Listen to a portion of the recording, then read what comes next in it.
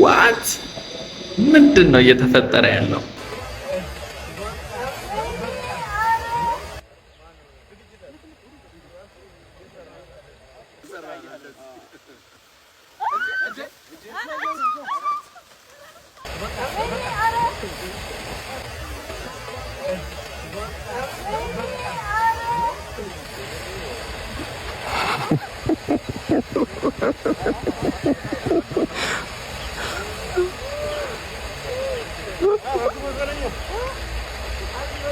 እውነታውን ለምን እኔ አልነግራችሁም? ባጭሩ ችግኝ ለመትከል ሄዱ።